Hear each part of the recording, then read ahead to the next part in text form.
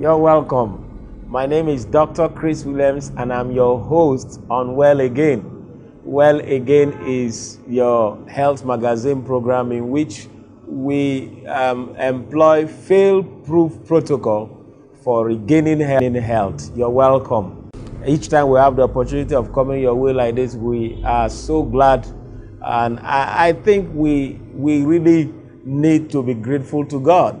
We've been doing this for quite a number of years now, and God has been faithful. We thank Him for His goodness. We thank Him for His mercy. And we thank Him that you and I are still around and going on very strong. You're welcome. All right. I want us to discuss dealing with peptic ulcer today. Many people have asked me. They have said, why do you never talk about ulcer? Okay. And so the day has come now in which we will talk about ulcer. Okay, so we are discussing peptic ulcer disease today. What is ulcer? The lining of the intestines have been eaten up. Okay, the lining of the stomach or the lining of the or the intestines or any part of the gastrointestinal system have been eroded. Sometimes it's not only the lining that is eroded, sometimes it affects even underlying tissues. The muscles of the gastrointestinal system may also be eroded, okay? So it leaves an internal wound. So an ulcer simply is a wound that has been created there when we're talking about peptic ulcer, that has been created there because the lining of the gastrointestinal system has been eroded. Okay, it can occur in any part of the gastrointestinal system, but it's most common in the. If it is present only in the stomach, we say it is stomach or it's gastric ulcer. If it is present only in the duodenum, we say it's duodenal ulcer. But the rib cage comes together like this. Somewhere there's a pain there. It is usually burning. And it's a gnawing pain. It looks as if something is sitting away there. And this pain most times can be relieved either by taking antacids, that's to take either Mismag or Gestid or Genewsng, or by taking or by vomiting, or by taking large volumes of water.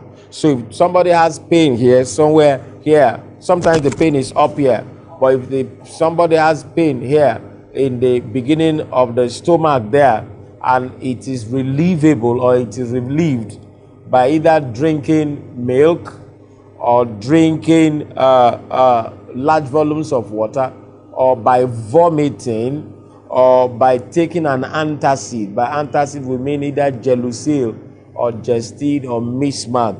Then it's most can reach to the back, to your back. So some people come having pain not only here, but they say there's also a pain at the back. Pain at the back, that's just directly opposite the epigastrium. We call this place the epigastric region. So directly opposite the epigastric region of the night, around about 1 a.m., 2 a.m., this pain will awaken the person. Okay, and then the pain can also radiate to the lower back of the lower back. So there may be a lower back pain. Now, this pain may be accompanied with nausea. It may be accompanied with vomiting. It may be accompanied with nausea. It may be accompanied with vomiting. They will not vomit essentially, but they will be having feelings of vomiting. So whichever way it goes, of all this that we have described, you may be dealing with ulcer. What is the pathology of ulcer, of peptic ulcer? Like we said, the lining of the GI has been eroded away, and it gets eroded. Okay, so there's the lining of the protection of the lining fails. Okay, it fails. I said here, the lining of the GIT fails to provide adequate protection against the effect of digestive acids or digestive enzymes. And so the lining of the intestine usually have some kind of protective mechanism against the effect of the digestive enzymes ulcer. What are the causes of ulcer? Several. Number one, stress. If somebody is under stress for a very long time, steroidal anti-inflammatory drugs, we call them NSAIDs. NSAIDs drugs, non-steroidal anti-inflammatory drugs. Which are these drugs? Drugs like ibuprofen, cataflam, diclofenac, all these drugs that we use to treat pain, many of them, apart from things like paracetamol, many of them usually will erode the lining of the GIT, and it can lead to ulcer.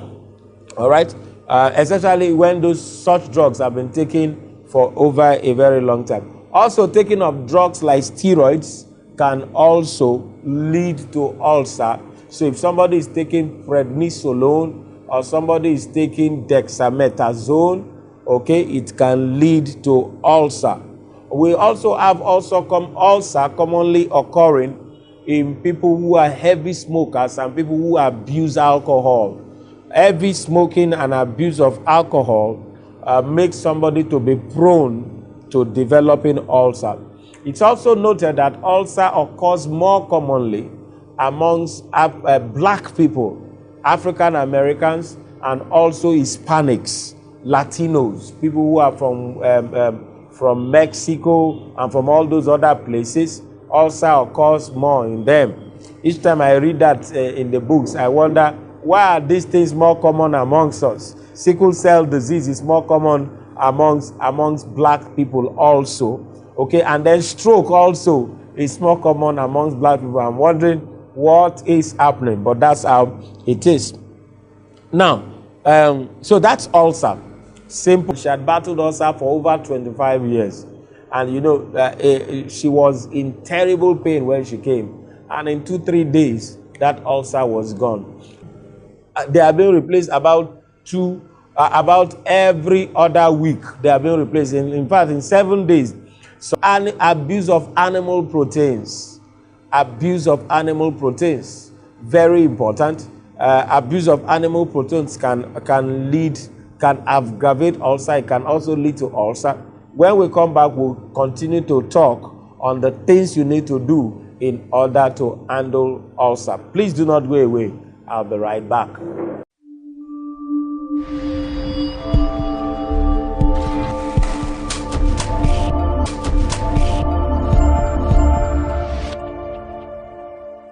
Okay, you're welcome. Okay, you're welcome back. Looked at the things that bring about ulcer. Those are the causes. Infection with Helicobacter pylori, H. pylori infection, and then also somebody who smokes and drinks. It can also cause the person to quickly have ulcer. There are other things that can predispose to ulcer. Abuse. You eat lorry loads or large volumes of proteins, especially animal proteins. Your body will need to secrete much more acid, and when there's excessive acid in your stomach, it will begin to after doing what it should do, it will begin to digest the lining of the intestine. Okay, so also abuse of sugary things, taking of sweet things. There is no getting away from it. We cannot avoid it. If you must be in health, you must reduce your intake of animal proteins. And I usually, if you can, all right, or you just become a social eater of these things. By a social eater, I mean somebody who